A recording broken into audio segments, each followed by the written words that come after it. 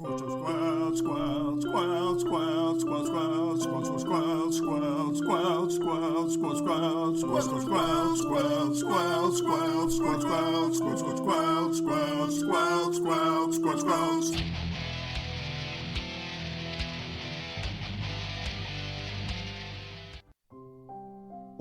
back to Squelch, the video game book club. I'm Dano. I'm Man-at-Arms. And I'm Storm Rage. We're here to remind you that Expedition 33 is a game, and that games are supposed to be fun. Mission accomplished. Clair Obscur, Expedition 33. Game indeed fun. Mm-hmm. This week, we're I'll allow it. Playing the Monolith. Next week, hey, you know what? Go out there and have fun. You know, there's some cutscenes to do. There's a little epilogue act that needs to get done. Do that, and then go and just play the game. Do whatever fun things you want to do. That's what we're gonna do. And then I think we will wrap it up the following week. I believe is the goal. Sound good to you guys? Yeah, I'm ready. I am also ready. Are you ready? I would like to not be done yet. I'll be honest. If it were just me playing, I would have at least 2 months left of me doing every single thing in the game and then probably forgetting to actually finish it because that's how I play video games half the time. But nope, we are going to finish this game. So yeah, we're going to go off and just expedition around the world and then we'll wrap it up the following week. Let's get into some patrons to thank. Thanks. I am pretty incredible. Thank. Hey there, if you're a patron or a Twitch sub, thank you very much for your support. You keep this podcast ticking. If you want to support the show, head over to twitch.tv/DanoPlay or patreon.com/squelch. If you're listening, hey, thank you as well. We love all of you equally. Thank you, everybody, so very, very, very, very much. But I love you the most. This one's a real page turner. And Storm Rage loves you the most because he got the last word in. Congratulations, Storm Rage. No. I'm sorry. I didn't mean that I love you the most out of the 3 hosts on the podcast. I meant the person that is listening to this right now in this very moment. That's who I love most. Well, since I am listening, thank you, Storm Rage. Ooh. Matt, you don't count. You're with me. No, Matt, will not allow it. No love given to thee. What if I turn off your camera? Then does it count? If you turn off the camera and let me speak uninterrupted for 5 whole minutes, then it counts. That's definitely going to happen here and very shortly as we get to this recap. So, going to count. You think that the recap's going to take longer than 5 minutes? I think the recap is going to take 5 minutes, longer than 5 minutes. Yes. You even managed to make some text small here in the middle. Huh. All right. Interesting. Before we do that, though, I'd like for you to tell me about Gustav. I love him. He is and should be the main character. He isn't. He died tragically, horrifically, and without forethought or intention. And I miss him every day of my life, in both in-game and out of it. And he needs to be brought back, and I miss him. Feel like there was plenty of forethought and reason and nope. Also sometimes death happens, and sometimes it is meaningless. I feel like that's it doesn't. I feel like it was really good, and I appreciated it. And I have enjoyed it immensely. And remember what Gustav is as a character. So, yeah. Well, that's what's great about this podcast and about the way that our world works and the many, many things about it is you can be wrong, Dano. That is A-okay. We all love and embrace you anyway. I thought you were going to say something about we can all have opinions. And I was going to go, oh, that's untrue, Storm Rage. Not you. You don't get one, but you beat me to it. So, a tip of the cap, sir. Yes, indeed. All right, I'm going to talk about Mael. She is 16 years old, volunteered to join the expedition early because she did not feel like Lumiere was her home. Gustav was her guardian and was very much a father and brother figure in her life. Then we have Lune. She is the brains of the operation. She loves discovering new things. Her parents were scientists. She was a scientist. Very excited that all the myths were actually real. Then we have CL, the champion of the Jestrels, who would have been fine spending her last year as a champion if the main story had never arrived. She used to be a farmer, joined the expedition. She talks to the stars, and she's very sad about her dead husband. And then we have Monoko, my favorite boy. He is a Jestrel that is the best friend of Verso. He wants to join us to take down the Paintress. He is a blued mage. He collects Neveron feet. He collects the foot, and then he can fight with that Neveron's abilities. It's the best thing ever. He collects a foot. He goes, that's a very fine foot. And then he gets to use their ability. It's awesome. It's amazing. He is perfect. Then we have Renoir. He is Verso's father, and he has seemingly killed countless expeditions, one way or another, and he appears to be immortal for all intents and purposes. Then there's Verso, who's not as good as Gustav. Then there's the Paintress. The Paintress causes the gommage, and that turns everyone over a certain age 33 at the point in this game. And she can also create life and has created much of the island that we are on. Then there is Eskie. He's a big old boy. He's got wine. He floats and swims and talks, and he is the best. He wheezes and he woos, and he gives great hugs. He's out of I wine, suppose by the way. there are things that are relevant to the plot about Verso other than him just not being as good as Gustav. I'll go ahead and touch on those very briefly. He is immortal as well, and he seems to know a lot that he does not tell us. There's a lot of moments where he's like, yeah, I'm not going to tell you that, just up front. His sister was burned in a house fire where she lost her voice and her face was scarred. His sister's name is Alicia. He also learned music from his mother, and he learned how to play the piano from her. And we get to see that through a really fun concert between Verso and I believe it is Lune. Someone plays the violin in a concert with Verso. Yeah. Lune, yes. Mm-hmm. Yep. We also get Verso plays We should have gotten Gustav. You're right. We should have gotten Gustav. Verso plays the piano for Mael as well. Mm-hmm. In one of the cut scenes as well, in one of the camp scenes. So pretty great. And he's a great character. And Eskie dances. It's great. He does dance, and it's wonderful. It's really great. Should we head over to the Expedition 33 recap? Because I can't wait to talk about this. Yep. For those who come after. Why don't you get us started and ended there, Storm Rage? For those who come after, indeed. This recap is a little bit different, so we're going to kind of go back to like what we did with Mass Effect for this particular one, of me just going through all of it, and then stopping at points for discussion breaks. We begin where we left off. The Curator has now crafted us a weapon, thanks to the Axon Hearts that we recovered from the fights we talked about last week. The Curator hands this weapon to Mael.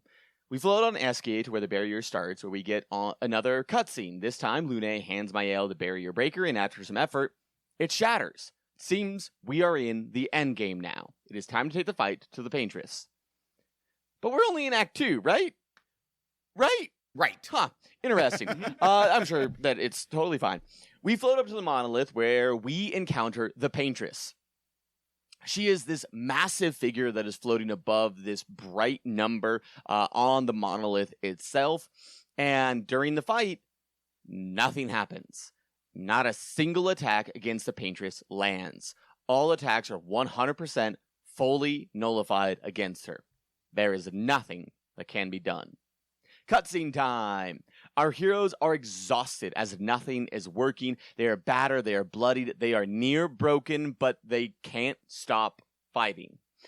Suddenly, Mael is thrown into the black and white world where we see the figure that is the Paintress's heart, that we talked about quite a bit last episode, is holding her hand out to Mael.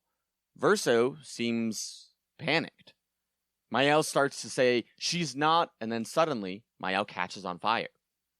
Lune and Ciel soon also erupt in flames. Verso walks over to Mael to comfort her until he also catches on fire. Although it seems like he is not pained nor panicked about it. The black and white fades, as do the flames, and everyone seems okay.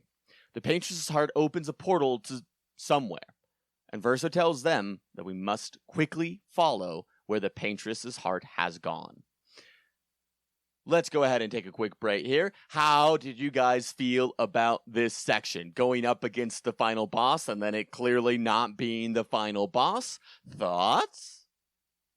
I mean, it was very classic RPG. I do like that a lot, where it's like, here's the boss, but not the boss.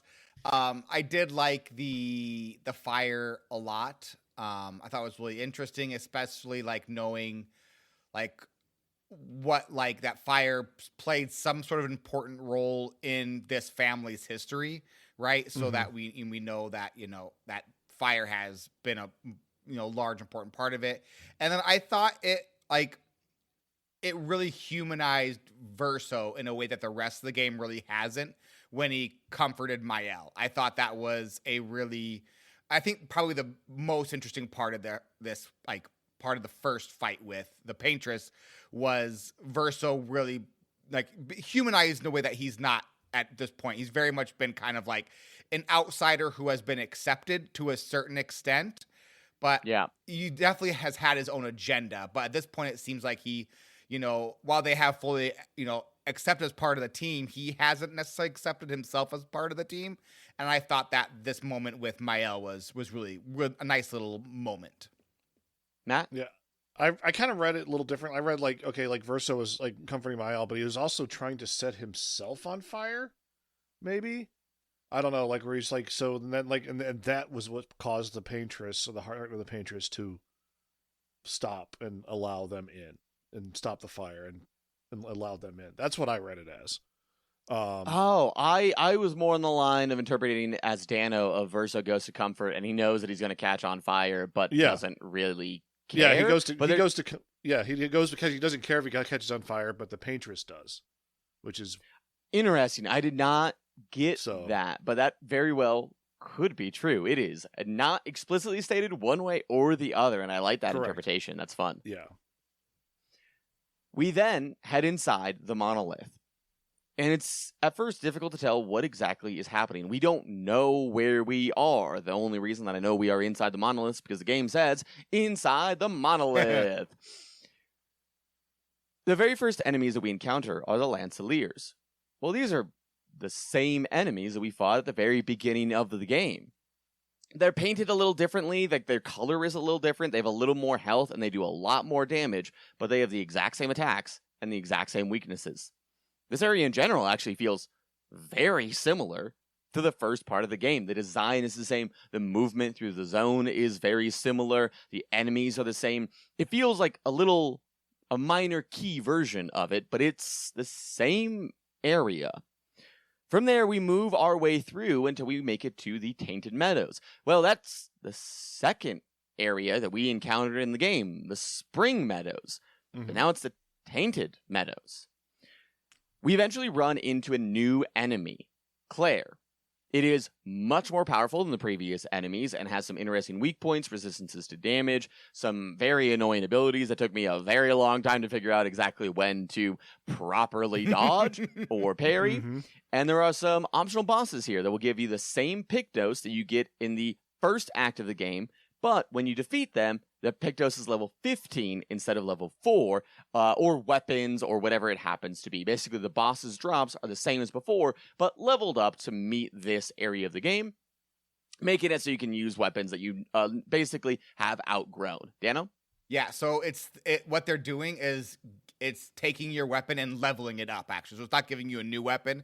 It's Yeah. leveling up Yes. the Pictos from level 4 to level 15, or the weapon from level 4 to 15. And like, let's say it was a weapon that you had been using. So let's say it was like you would level it to level 12, it would level it from 12 to 15. So if we're at something if you hadn't been using, it was just leveling it up. So it was kind of nice. Though I didn't end up using any of the weapons the weapons I had been using, I've been leveling up. But it's still nice because it kind of made me think about other builds and stuff, which I appreciated. So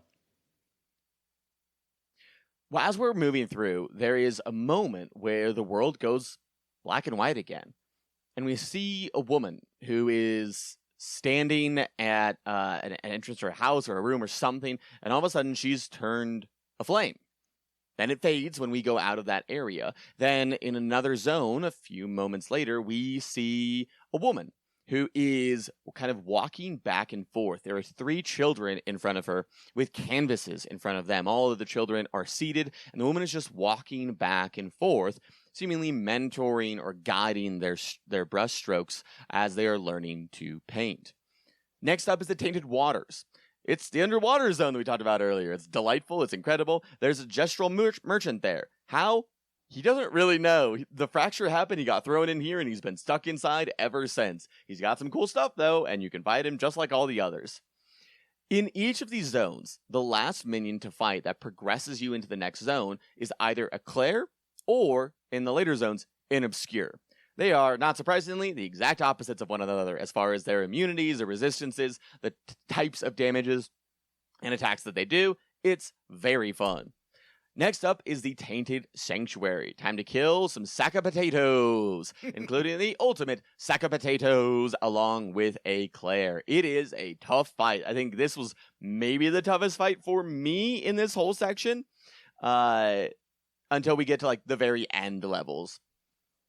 Next up, we get to the Tainted Cliffs. This is the mirror version of the Stonewall Cliffs, where I lost my Gustav, and I am still terrified and worried.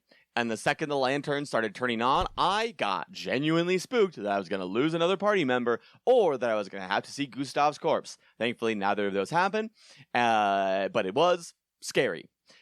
Yes. you do see Gustav's grave, though, at this point, though. Not yet. Oh, okay. Okay. We will eventually get there, but it is not at the Tainted Cliffs just yet. It's at the Tainted Battlefield, which we will get to in just a moment. Oh, you're right. There is another black and white scene here where we see a woman sitting on a bench, and then a man sits with her, and then the woman gets up and leaves.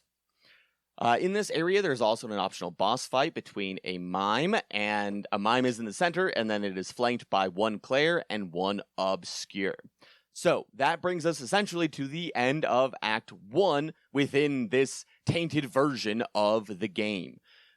How did you guys feel? What were things that stood out? Fights, battles, bosses, story points, anything along those lines?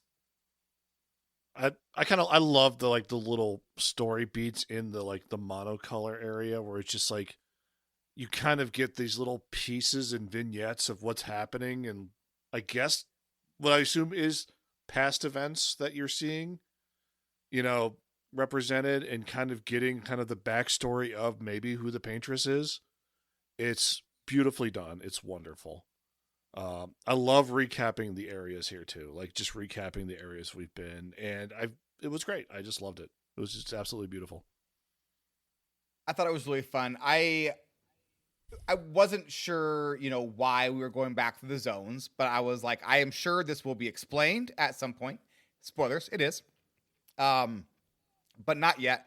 I did feel vindicated and felt very certain about it being a family at this point, that there was a family story being told through, through the monochrome sections, like Matt mentioned.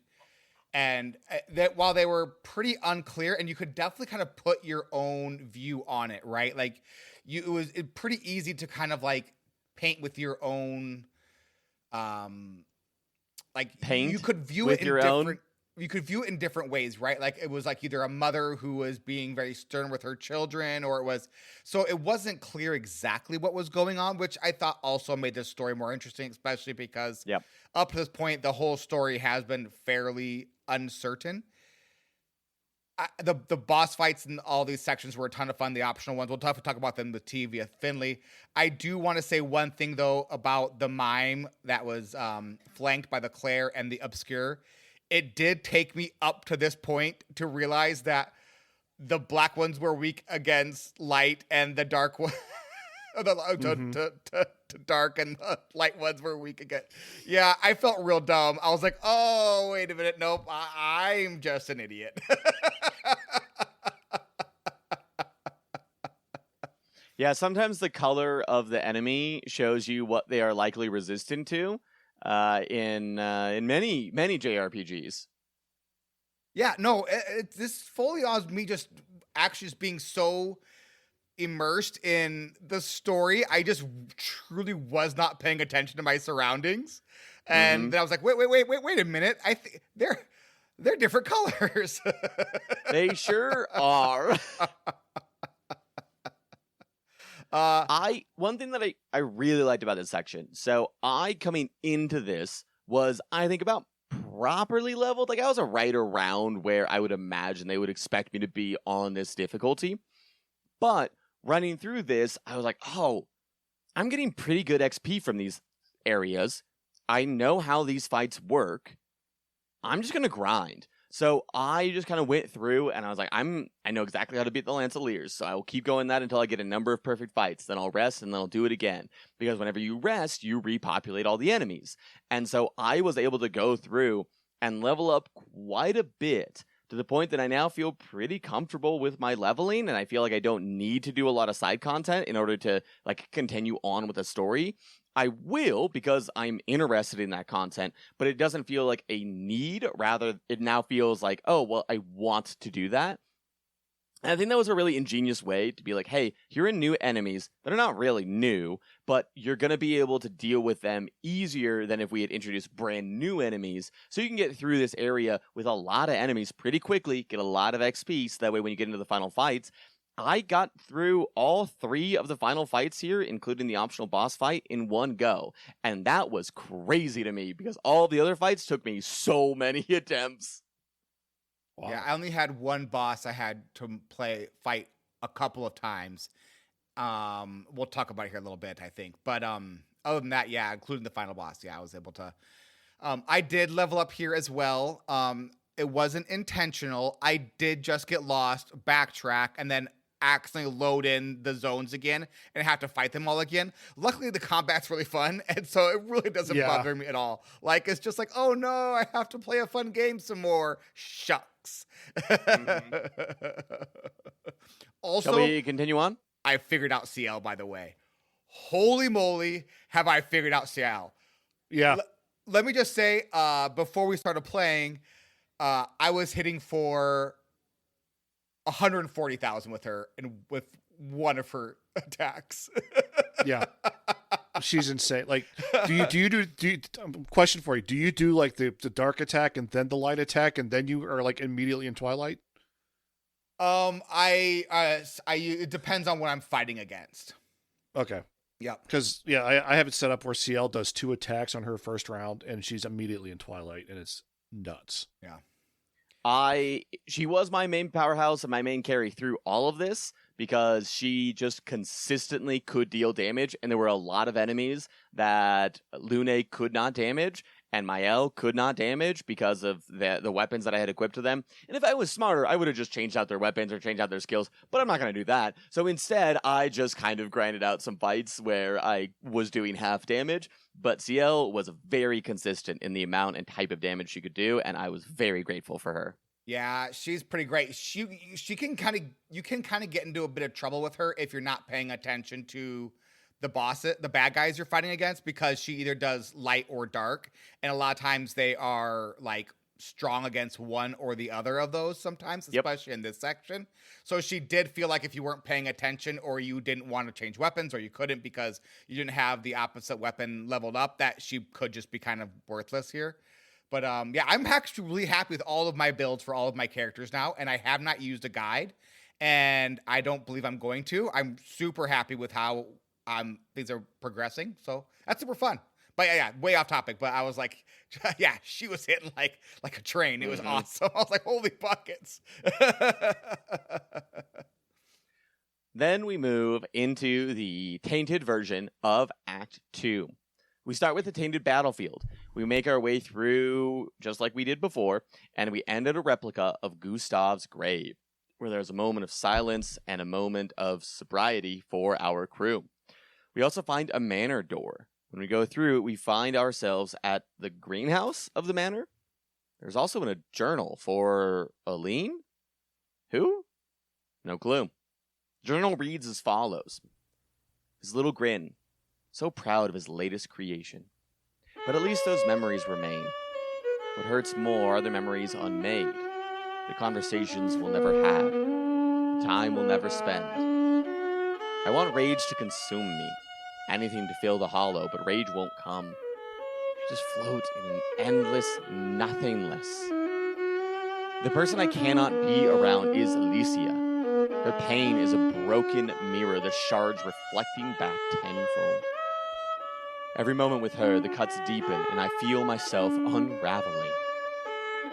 I know what he'll say, but this is the first time I felt any surcease. For a few moments a day, my heart beats again.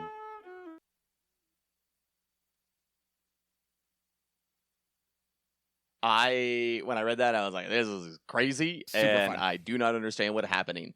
This game continually shows you the plot by making you ask more questions, and I think that is brilliant. Matt?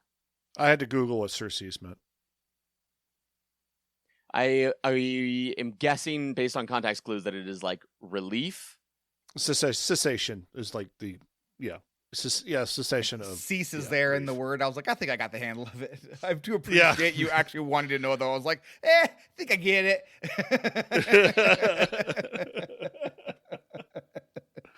We then continue on to the Tainted Heart, and it's Minoko's station, seemingly.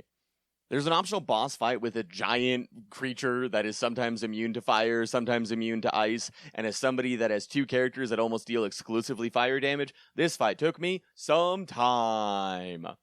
There is also another black and white scene where a young woman and her mother are arguing about something. We beat the final boss in this area. For whatever reason, this area was the trickiest for me.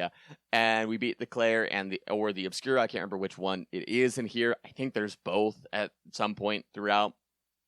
And at the end, we find a mysterious, faceless boy who offers us a ride on the train. Of course, we take it. First, I know I ran around the entire zone looking for Sabin, because I know the number one rule of RPGs is you do not get on a ghost train without Sabin, because without him, you can't suplex the ghost train. And that is the most important part of defeating the ghost train.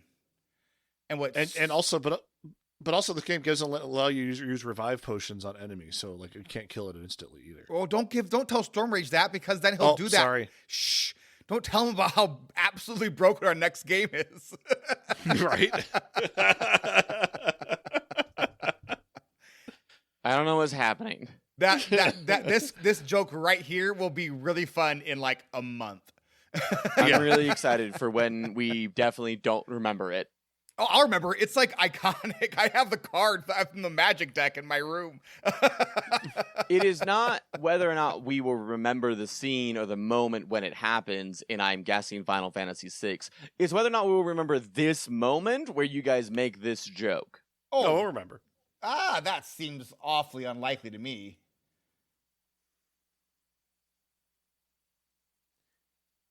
Any other thoughts about this section?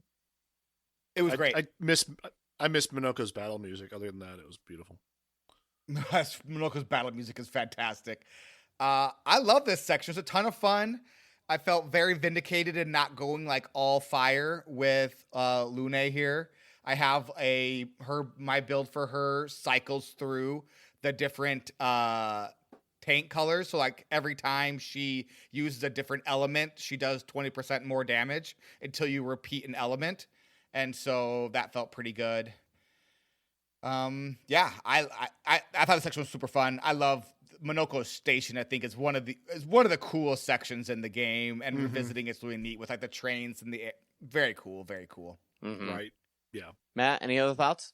No, I saw that boss. I was like, no, I'm not in the mood to deal with that. I'm gonna avoid that for a minute. I might come back to it like I do all the other chromatics. It's a good boss fight. It takes a while, but it's a good boss fight. Right. Yeah. We arrive via the apparent ghost train at Old Lumiere, and it is very similar to what we're used to. It's older, it's more chaotic, but it's there. There is a black and white scene of a woman teaching her son how to play the piano. Verso is oddly quiet. In this section, there are a lot of Clair and Obscurs and a ton of enemies that are all pretty difficult. That can, if you mess up a round of combat, even if you're fairly leveled, can mess you up pretty hard with various status effects. So you got to be pretty on your toes on most of these fights. At the very top, at the tower peak, we seemingly make our way to the end of the monolith. And there is another black and white scene. 2 adults, seemingly the parents that we've seen in the other memories. And is that Renoir's boss fight music? It sure is. Renoir and Verso have a conversation, and there is a lot of conversation going on in the last section here, so I'm going to summarize most of it. If you all have already played through this section and you know how it connects to the end story, you might think that I have missed some very large plot points. Oopsies, that might be true. I do not know what is relevant and what is not at this point. Verso says that they are taking her down, the paintress. Renoir mentions the pain of losing Verso was placed on Renoir, but he refuses to lose his son. Verso says that he is not Renoir's son and that Renoir lost his son years ago. Renoir asks how Verso is different from the paintress by doing this. Verso says that he is tired. Renoir replies, "If saving you means losing you, then so be it." Boss fight time! And Renoir has 2 different phases. Before we get to the post-fight and the story elements of that, how was this fight for you guys? It was fine. I think it might have taken me 2 tries. I might have got it in the first try as well, though.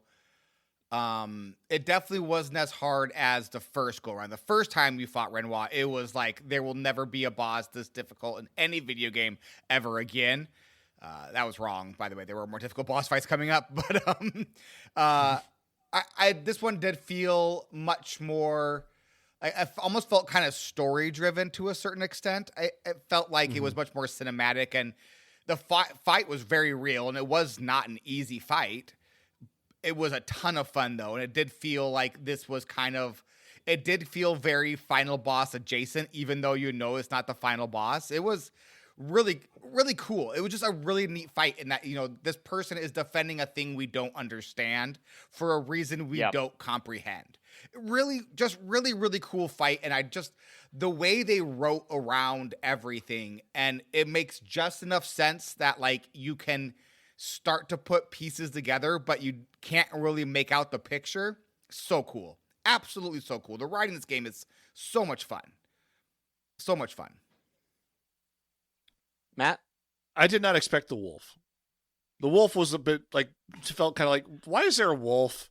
Yeah, Okay. I didn't mention the wolf at all. Do you want to talk about what the wolf is? So the wolf is like literally the second phase of the fight, and like he summons a like spirit wolf to like just do like area of attack damage to everybody. It wasn't that like his attack the attacks were pretty telegraphed, so it was pretty easy to parry those. Yeah. So like it was just basically like free damage at that point. So that made the second half of the boss fight almost easier in a way. Mm-hmm. Another thing to note is like when you go to the second phase, Renoir is like falling apart. Like he's like there's light coming out of his face and his body. There's seams coming out of him. So it looks like he's disintegrating at this point. And, I thought that was a super cool touch. And, yeah, just an absolutely wonderful performance by Andy Serkis, just delivering the lines here. And it was just great. It was phenomenal. I enjoyed the fight tremendously. And, the after the fight was also great. So a lesser person might ask why Wolf, but everyone who knows that Wolf cool. So Wolf cool. Wolf very cool. I mean, I am the lesser person, so I ask you why Wolf, but also Wolf cool.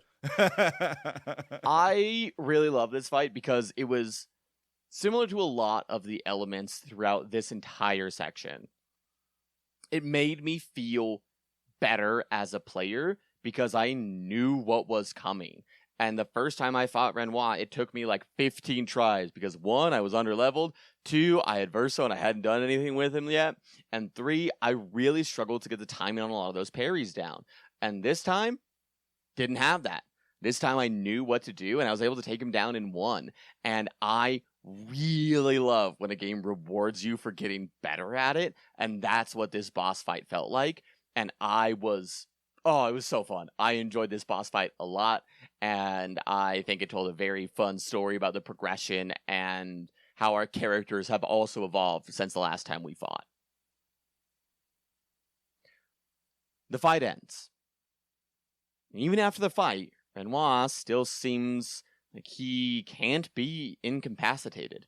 He brushes off the blood, he brushes off all the damage that we have done to him, until the Curator enters.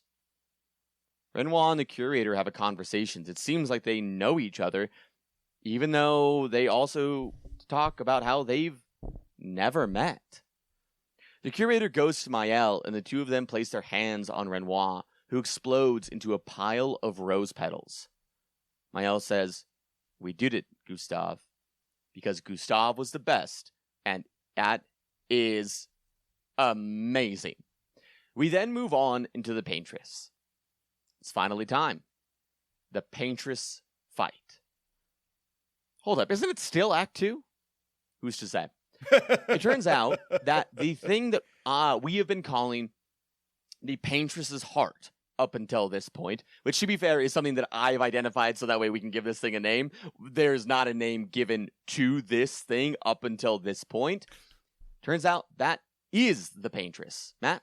It's very much like the Curator, like where it's like a figure with the face missing, and it's like one of those like figures that you can like pose while you like if you're say painting something like a figure and you have a figure like a mannequin. Pose.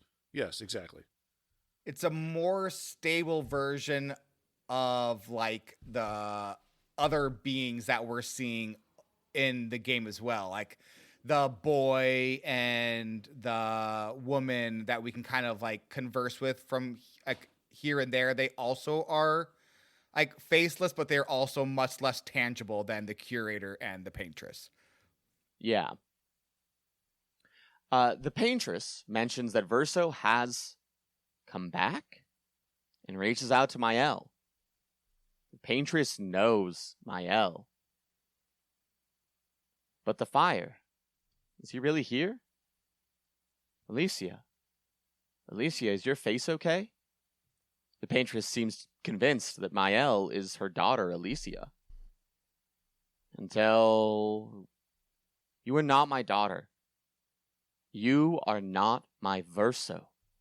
To which Verso replies, no, Verso is dead. She, enraged, cries out, you are his creations, not mine. You will not take this canvas from me. At which point, boss fight begins. This boss fight is incredible. The Paintress herself, she has a handful of orbs that paint different colors. There are gradient attacks. There are chroma waves. When you beat her the first time, in the second phase, she uses the massive puppet that we thought was the Paintress this whole time, and we have to get on Escape in order to fight her. After we defeat her a second time, there is a third phase, where the Paintress lies on the ground, gasping at her last breath. Still fighting, but not really a threat anymore. What did you guys think of this boss fight? I thought the fight itself was very exciting, but I found the difficulty level to be lacking a little bit. I thought this fight was easier than the Renoir fight. I thought it was actually easier than the Clair Obscur boss fight, optional boss fight earlier in the zone. There were a few things, like there were the meteor attack. That one was tough to get. So there were a few things that were tough to get timing down when she opened up like reality. Like I found the timing of that one to be really difficult because I couldn't always see the initial attack coming. And so I got forgot zapped about by her that opening reality. That was a cool sentence. Yeah. It's very much like JRPG like battle right there. It's like we're gonna tear the 100%. whole reality. Yeah, and do it's damage very to Final you. Fantasy IX, like with like it was very, very cool. But I found the difficult.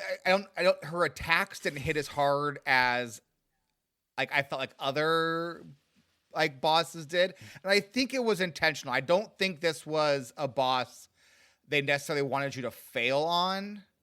I didn't feel it that way, at least, because I didn't feel like it was an easy boss to fail on. I thought like it like while you could get hit, the punches were pulled a little bit, and it didn't hit as hard as I felt like other bosses did in this zone. But I thought it was very clever and very original, and it was very thematic. So everything was painted. At one point, she pulls out a giant paintbrush and like attacks with a giant paintbrush, which was very cool. So I did love the boss. I did think the boss fight was absolutely awesome. But yeah, it was fantastic. It was super cool. It was great. And then the ending was outstandingly cool. Matt? I had the exact opposite feeling. about Oh, this fight. interesting. And I was like level 52, 53 going into it. So you're a little bit higher than I was, but only Yeah. by like 1 or 2. and I'll talk about some of my difficulties with it in a later section of the podcast. But I struggled with this fight for some reason. For some reason, this fight broke me. I just could not get it. I just could not figure Interesting. it out. I kind of lean more with Dano on this one of like this one felt pretty okay. Like I went through it in one and it felt like the story being told here was beautiful. Not necessarily the story of like us beating the Paintress, but like how the Paintress interacts with the world. I thought was simply outstanding. Mm-hmm. And I think weirdly, I think me not grinding at all early on got me pretty good at understanding parry times, and I think that's a major reason why I was able to get through this fight pretty okay, is I've gotten, I think, okay on this difficulty at getting parries and dodges down by and large. Watch me say that and then immediately get wrecked in Act 3. But I'm excited and I feel confident now. What I really liked about this boss fight is it told a story that you didn't know needed to be told yet.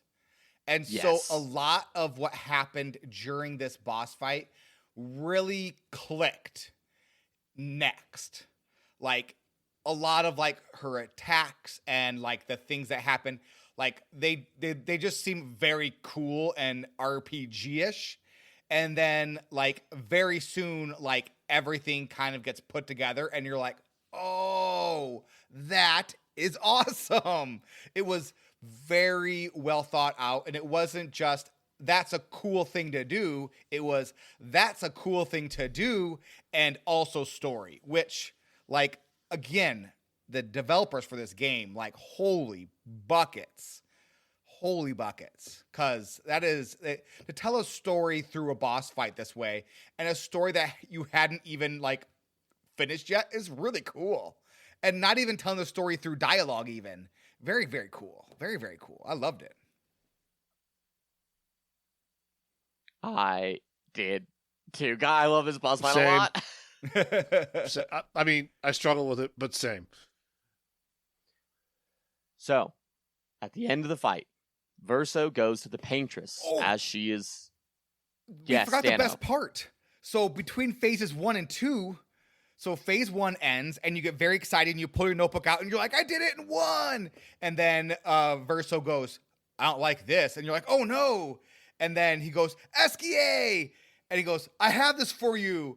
And he throws Floaty. Is that the name of the rock? Yep. Floaty the rock. And so now Esquier can fly. Even though Esquier flew over to us, now Esquier can fly. He's been flying the whole time. We hop on his back. And we fight the second phase of the Paintress fight on Esquier's back. I want to make sure you all understand that we were on Esquier's back fighting the Paintress. It was awesome. That also was fantastic as well. The end of the fight. The Paintress is defeated. The expedition successful. Verso goes to the Paintress as she's dying. She collapses in his arms. Mael goes to touch and dissipate the Paintress as she did with Renoir. In her final moments, the Paintress whispers, Alicia. The expedition is successful. Paintress is gone, but wait, isn't it Act 2? Aren't there a lot of questions left? Who is the Paintress? What is this family that we've seen? Why do Mael and Alicia look extremely similar? What is happening with Verso? Well, the number disappears from the monolith. Minoko mentions that you are free. Verso is not as happy as the rest of us. Neither is Minoko. They hop onto Esquier and head back to Lumiere. Verso and Minoko are still very quiet. It's Act 2, right? Right? Group talks about how there is still much to do, but it's difficult to say. Back at Lumiere, everyone is ecstatic at the successful expedition. Gustave's sister and apprentices are grieving as they learn his fate. His journal is given to his apprentices. Verso sits at the docks and opens a letter given to him by the black and white figure that looked like Mael, and confirms it was Alicia. The letter discusses a lot. First and foremost about the conflicts between our family and theirs. Alicia wrote this letter so Verso could give it to Mael if he chose to. She writes that it is strange to see Mael with Verso, without the scars or the memories. Not a painted version of herself. Her family was painted by her mother as a facsimile of her real family. Alicia warns that if the expedition is successful, it will bring total ruin. For the Paintress is the only one holding back the true danger. The number she paints is a warning. Her power is fading and she can say fewer and fewer each year. Alicia cannot see a way for all of us to be saved, but entrusts Mael to be able to do so. Her mother paints life. Her father paints death and asks, what will you paint? Verso tosses the letter into the water at the docks, refusing to give it to Mael. He looks out as a wave of chroma whooshes through the town, and every single person is turned to petals, except for Verso, sitting at the docks. Mael falls to her knees as the last person to turn into petals. Yeah. So they all died. Yeah. Like, I literally looked at the screen. I was like, stop. Wait, what? I was completely, and it wasn't like they all turned to petals at once. It was like the wave of chroma, like as the wave of chroma comes across the sea, and then they all start to kind of go, and they look at each other, and like this shock and sadness and resignation kind of crosses through Lune and Sael's kind of like faces, and then like it was truly like just mind blowing. Like I did not see it coming, and like when we read the letter and it's like, wait a minute, so the Paintress was the good guy all along? It was So cool. It was so good, and it was just absolutely mind blowing. It was great. To be honest, it's gonna be really fun playing this back to back with Final Fantasy VI. So, Yeah. like, if you know, right? So, yeah, it's very, very cool. Very, very cool. Dan, I'm gonna have to request a quack at 52 minutes and 10 seconds. No, so you don't. 15 You don't have seconds. to. You don't have to. You could just not. You could just not. I already. You could just not. You could just not. But it won't do my reaction justice. It's okay. We're adults. We have I mean- lots of words we can use. Holy quack is what I'm going to say. Holy quack. Is what I actually said. I wasn't that word, but it was something else. Yeah. It was like, oh, we did it. We did it. We beat the Paintress, and then everybody's gone except for Versa. I'm like, what? Yeah. And it was great. It was perfect. It was perfect. I loved it. The entire time, I was playing, trying to get through everything, and Stevie was sitting on the bed, kind of next, and was playing on her Switch, and I just kept shouting, this ending's too good. This ending's too good. Things are too happy. This game will not end this happy. This is not the ending. I refuse to believe it. And then everyone died. And I just sat there in silence for about 3 minutes. Mm-hmm. Just flabbergasted. It was great. And it was so well done. It was so well done. And it started with the apprentices, and it was really, really good. It was awesome. Yeah. No. Just All right, should we head over to Finley? Yep. Hello, old friend. Let's meet for tea after the match, shall we? Slurp. Matt, get us started. yes. So I went back. I backtracked after I defeated Renoir and bounced off the Patriots a few times. I backtracked a little bit. Faced a bunch of chromatics I skipped because I needed Pictos. I got the professional achievement, which is the defeating a boss without taking any damage. I got that one by killing the first chromatic you see in the game with one free aim shot. So I screenshot it. I was like, Matt, whoa, that's amazing. Way to go. And he's like, yeah, I just one-shotted it with a free aim shot. I was like, oh, that's how 51% of players have that achievement. Yeah. I went all the way back to the beginning and to get like I think it was like whatever the basic the attack chroma is, like whatever your basic attacks do 50% more damage or whatever it is, chroma, and just to get it in for a Verso build I was working on. That's what I did, and I went back and beat the Paintress. It was great. Storm Rage. I did everything in this area. I literally went around every crevice I could find. I still missed things because I was looking through like a walkthrough, and it was like, oh, and if you jump down here, if you do this thing, and I was like, I didn't even consider that. So I know that there's a lot that I missed, but this is the first area that I, to the genuine best of my ability, explored as much as I could, and it was just so good. I really love the Clair Obscura boss fight at the end as an optional boss fight. It was super tough, but I loved it a lot, and it was just so fun. I Yeah. also tried to find and do everything. Sure, I missed stuff. I have allowed myself to like forgive myself for missing stuff. Everything was Expedition 70 in this one. Did we find out why it's Expedition 70? Did I just forget to write down why it was?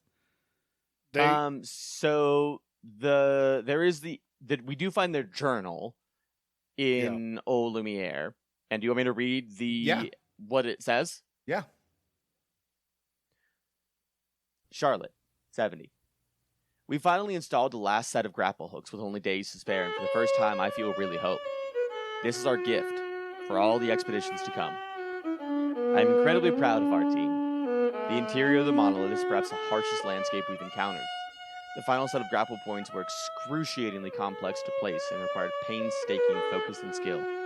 But we were bold, we were ambitious, and we refused to stop. There's no other group of people I'd rather be with, and it is an honor to die by their side. It is fitting that we greet our end together, within the monolith that has loomed over us for so long. Though this Nevron has won the battle, the expedition shall win the war.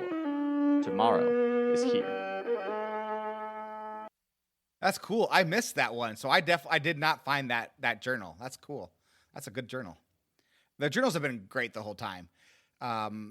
Fought chromatic Burgeon, one of those giant like water guys. That was super fun to fight. The ultimate Sakapatate was amazing.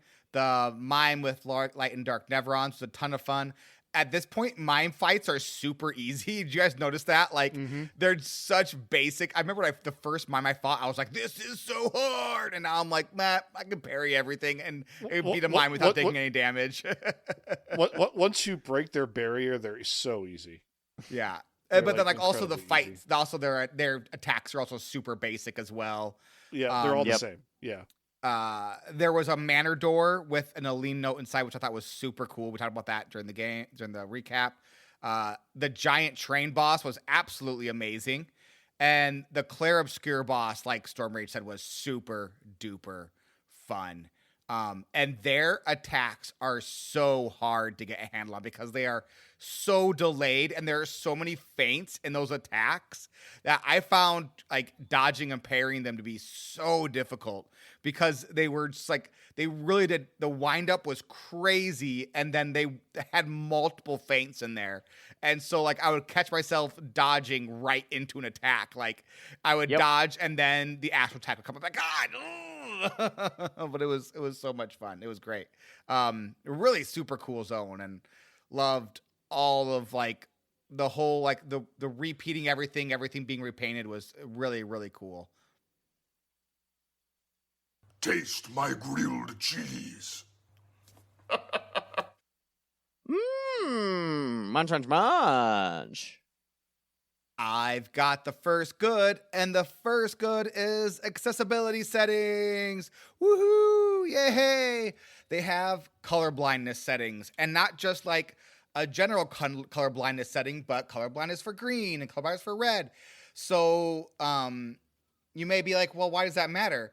Because with the Pictos, if you have, once it's learned, it changes a color, but when it is unlearned, it is white. And I can't see white next to color, so I couldn't tell when a Pictos was learned, and it had been driving me crazy the entire game. And so I went in, I was like, there has to be some sort of like color blindness settings. There's no way they don't have anything in here. So I went in, found it, and it was like, oh, now I can actually see all the different colors, and this is amazing. I was like, kudos, game. How you made it perfect, like well done, like really just truly appreciate that so much. Like the thoughtfulness that went into something like that, it really makes all the difference because it was really difficult with the Pictos and the menuing and stuff for me. And once I turned on the color blindness stuff, it was so much better. Like everything was crisp and clear and I could actually see it. And it was awesome. It was great. Just great. What's our second good, Storm Rage? I've never been a fan of grinding in games by and large. I think it's kind of like a tedious task. So the fact that this game made me excited to grind is genuine insanity.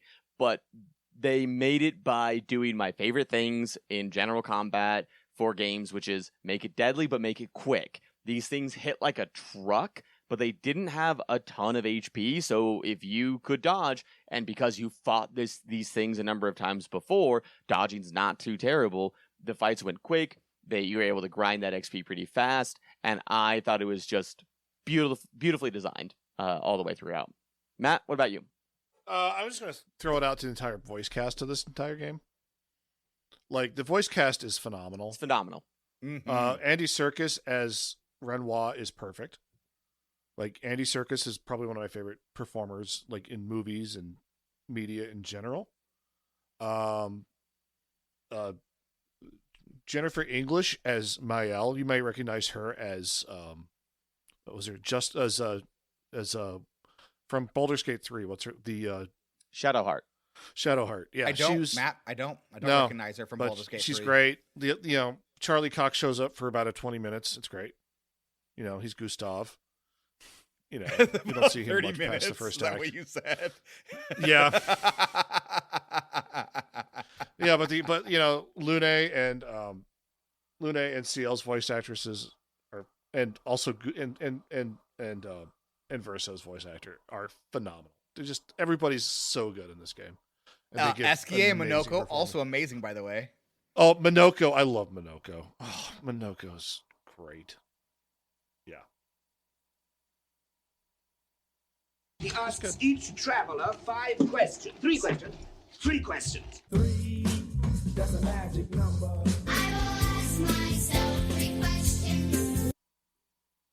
Hey there, Matt. What are you liking so far? I love that we reuse these zones where we just kind of revisit places we've been, but like kind of like you said, like a minor key version of it, like a different like tint to it.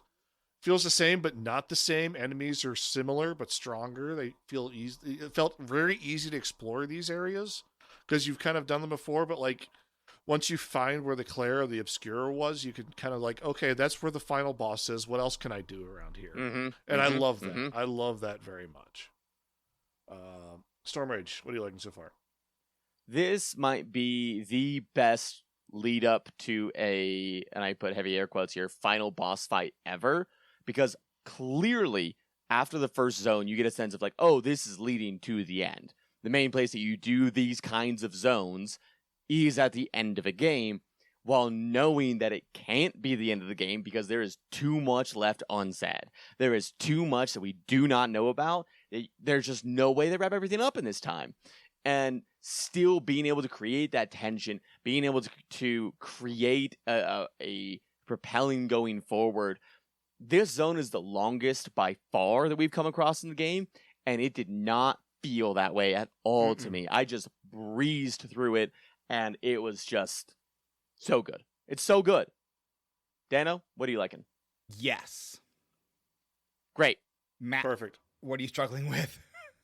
I could not get the Paintress down. I could not figure out the Paintress's attacks down at all. Like I could parry like 2 of the like combo attacks, but like after 3 or 4, I just could not work.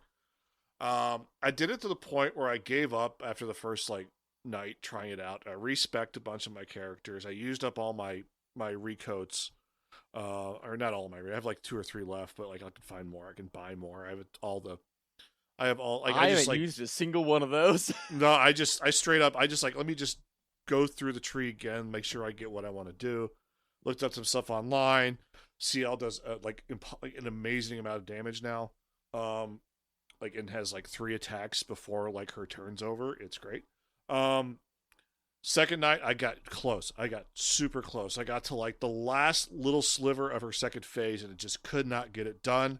It took me that long to figure out if you shoot the orbs above the Paintress, when she gives you the Doom, you also get more turns before Doom happens. Yes, we should have mentioned that. Yeah. So there is a Doom countdown on the Paintress, and she summons like halfway through her health on the second 3 phase. to 5 like orbs, and if one of your characters is getting low on the Doom counter, just have them shoot out the orbs, and then they'll pop back up that many turns. Yeah. So it took me a while to figure that out. That's what my biggest problems was. I still couldn't beat her. I got her down to like a sliver of health left, and still just could not get there. Tried it again for a third night, and then just like got like kind of the same point, and just could not get over the hump. And I was just like, forget it. I'm just gonna put it on story mode and do it. Yeah.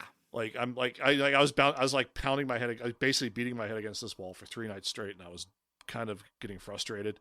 And I put it on story mode. And honestly, story mode, all it does is makes the parry windows a lot bit larger. Like that's the biggest thing. Like she does less damage, but like the parry windows are the big thing. Where like they're much more forgiving. I just could not get the hang of it. I immediately put it back on normal mode after the boss, but like I was struggling through that boss. Storm Rage, what are you struggling with? I probably should have used Minoko at some point. Hmm. Because I bet that there's a lot of feet he could have grabbed throughout this entire recap section of every type of enemy that we have fought up until this point. Huh. Oopsies. If only someone had said something. Right? Like, Minoko's basic... so I have Minoko built to be, like, basic attack, or, like, if it's not on the wheel, I do a basic attack, and he hits like a truck. It's great. It's so good. He's my utility gestural. So he refills AP, he heals, and then he also has, like, just, does crazy damage. He's awesome. He's so good. Yeah, it's interesting that he's so helpful for you guys. He really doesn't have a lot of variety for me. He's got like 5 abilities. I'm gonna screenshot what my Minoko looks like right now and send it to you. I think you're gonna be a little bit surprised. I will also show you mine so you can be ashamed of me. I don't think I can fit mine on one screen, actually. It'll be multiple screenshots. I mean, you two can do what you want with your Minokos. I'm going to leave mine private. That's fair. Dano, what are you struggling with? No. Great. Yep. Matt, what surprised you about the game? Everything. Just everything. Beating the Paintress wasn't the end. Maybe the Paintress was protecting the people of Luminaire from what exactly we don't know yet. Oh my god. What's happening? That's what surprised me. Storm Rage. The amount of intentionality in this game is unbelievable. Because I have played a number of games where it's like, yeah, we designed this cliff face and you can walk around it and it's like a cool view. There is seemingly nothing in this game that is not without purpose. And the only way I can explain this is I was walking around a corner and I kind of came to a dead end, and then I walked back, and I was like, huh. And then in every other game, I would have just walked away. And I was like, no. If there's a path leading somewhere, there's something there. So I went back, and I turned around, and sure enough, there was something that I could go to, and I found a Pictos. And the fact that I knew that there was something there simply because that space existed is incredible. Like, this game just is absolute beauty, and I love it a lot. Yeah, it's Dano? I wanted to piggyback off what you were going to say there. No, I'll just say what surprised about the game. So I was going to make a funny joke with, yes, surprised about the game. But I do want to piggyback on what you said, because actually I think that's a very good point. Like, the intentionality of the game is what makes it a great game. And you compare it to Skyrim in space, right? With its unlimited planets and its unlimited exploration, unlimited procedurally built planets with nothing on them. There's no intentionality there. There's no thought put into them. It's just Mass Effect Andromeda. Stuff for stuff's sake, right? It's like, here's a thing that you can do. Look at all this stuff you can do, but why? Why are we doing these things? What's so cool about this game is it was intentional. It was all intentional. Nothing is there for just thing. There is point behind it, or story behind it, or reasoning behind it, and it's so cool.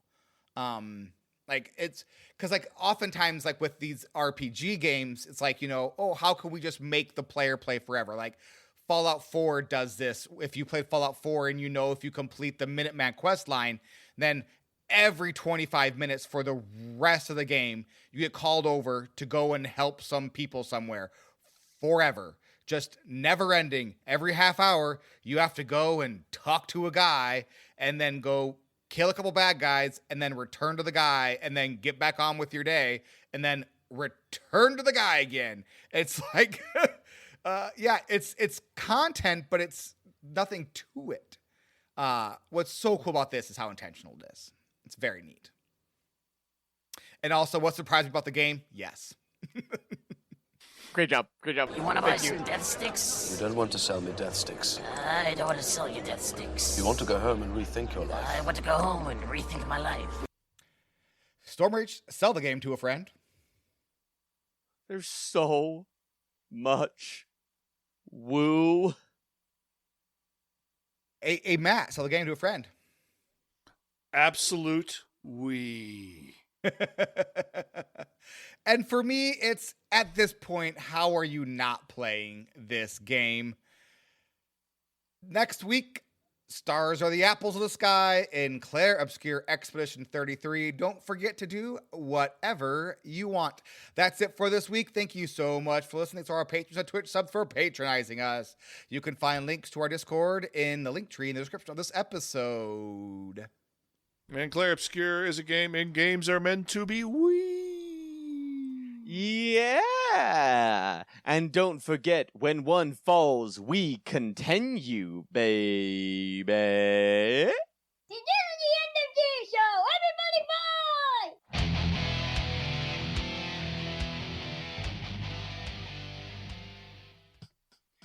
You know what I think is another testament to this game? Is when I talk to people about this game, I'm very careful. And I think most people who play this game are very careful not to spoil things because the story is so intricate and layered and beautiful.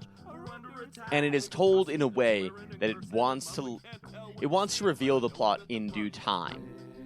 But I honestly think that even if you take away the plot of the game as like being spoiled and I don't have those moments of discovery, this game is still incredible. Like, even if it was spoiled for me, I would still be having an incredible time either experiencing the story, the combat, the art, the everything about this game. And the fact that you could take away what might be the main selling point of this game, which is the discovery of the story, and for that game to still be incredible is a feat that you rarely see in games. It's it really sets like a crazy high bar for RPGs. Yeah, I played some really good RPG games. This game might be the best RPG I've ever played. Look, here's the thing. For me, it's all gonna depend on that ending. This game, I know from right now, is going to be in my top 3.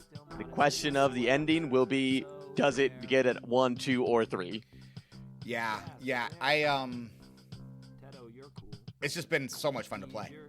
It's just so fun to sit down and play, and the combat is so satisfying. And Sarah was making fun of me because when I'm doing the combat, I I count out the attacks with my feet, and so she's laughing at me because like whenever I'm parrying, I lift my feet, and so she's just sitting there on the couch and like laughing at me.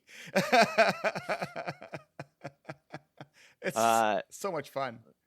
Stevie's doing the same for me. She'll be sitting on the mattress, and then she'll see me just close my eyes, sit up a little straighter, turn the volume up, and then I'll just go off of sound for the fight for the next time, just to like get a better sense of the flow of the combat, that I'm not distracted by the visuals. And honestly, it helps more than I would ever expect. No, the sound cues are huge. Yeah, the sound cues are out. Like, you need like a good pair of headphones to play this game with, like, just to get every little detail, and just like, okay, you like when you hear the right moment, that's when you do it, and it's just like, it's good. It's really good. Maybe I should just try the paintress with my eyes closed and see if that helps. Honestly, there are parts of it that are like, wait till you know what attack is coming, but the audio cues for her, so clear that they help a lot. Right. Like I was able to, like, I was like, it was the one where she like does like 4 or 5 attacks to one person and then does the group attack. That one I could not parry at all. I dodged I could, that like, one. Yeah, but like I like the 3 or 4 attacks, and then like the group attack where it's like I get like first 2 and then I could not get the timing down for the next 3, and then like the group one I could dodge but I couldn't get there. So yeah, I would say for the diamond attack from Secret of Mana, the earth attack with like the different like mineral things that attacked, that one I could parry pretty easily as long as I got that first one. That first one was the only one that was tough to get. And then like the 3 meteors, I could parry those. And then a I lot got of them pretty just good. I got dodged, really so. good at when she tore reality, and I figured out like where in the animation I should dodge that one. Mm. But yeah, Do you have the Dodger Pictos? yes, Yeah, I have that one equipped whenever all it's my one, people. and then you get an AP for dodging a perfect dodge. yeah, no, So yeah, if I you're got not I got hitting the the dodge, and I parry, you're getting Yeah. the AP. Yeah. So Yeah. cool. Should we call it? Yeah, Let's do I think it. so. Awesome. Thanks everyone for listening, and we'll talk to you again next week. Bye-bye. au revoir.